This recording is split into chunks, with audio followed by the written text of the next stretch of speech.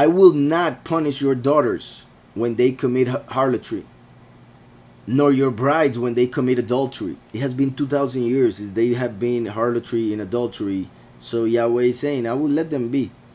Because that's what they want to do. Let them do it. Because Yahweh gave us free will.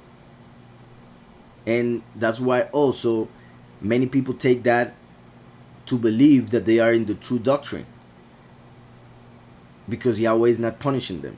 They say, no, I must be right because I've been doing fine for a long time. My family before me. So I will keep the tradition to be a Catholic, for instance. I will not punish your daughters when they commit harlotry, nor your brides when they commit adultery.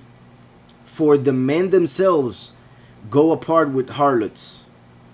Even the heads of those congregations, the leaders, the priests, they started to go astray from the truth to a false spirit, and that's why they ended up bringing that spirit to those churches. For the men themselves go apart with harlots and offer sacrifices with a ritual harlot. A ritual harlot was a type of prostitute who worked in the temple, not the temple of Yahweh, of course, the temple of the pagans. They would go and worship. Actually, the strip clubs were pretty much temples back in the day. Strip clubs were temples. Gymnasiums were temples of the Greeks. And they turn it into businesses nowadays to worship God, fortune. So there were certain temples where there were women who would be working as prostitutes, who would have sex with the believers of whatever false entity, and through having sex with that believer, the idea was that that believer was showing love to the entity, to the spirit, was becoming one with the spirit by having sex with one of his priestesses. So also there was a lot of men who would work in the temple dressing as women, and women, well, pretty much what we see nowadays with the transsexuals, all of that was also found in those type of temples. So for the men themselves go apart with harlots. This is important to understand that prostitution was used as religion in temples.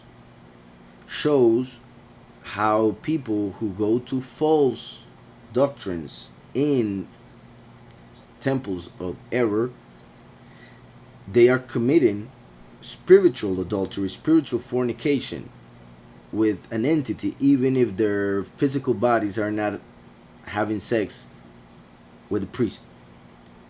Their spirits, their souls are being connected or having sex with that spirit to whom they are worshiping or following.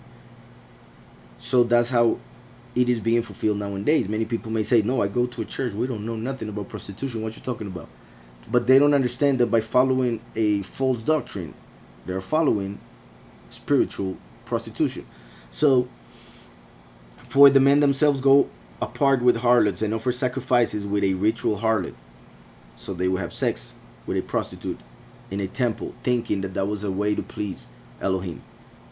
Therefore, people who do not understand will be trampled. Therefore, people who do not understand will be trampled, which started with, for lack of knowledge, my people are destroyed.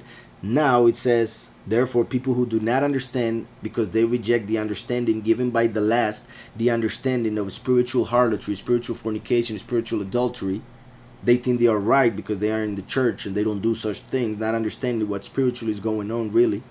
They who do not understand what they are doing, where they are, will be trampled, killed, the many, destroyed for lack of knowledge, trampled like the grapes in the winepress, the wrath of Yahweh of Revelation 14.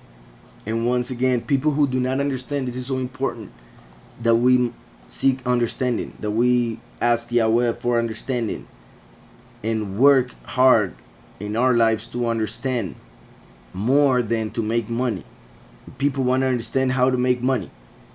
They don't want to understand how to be better people, how to be closer to the Almighty, how to get eternal life truly, etc.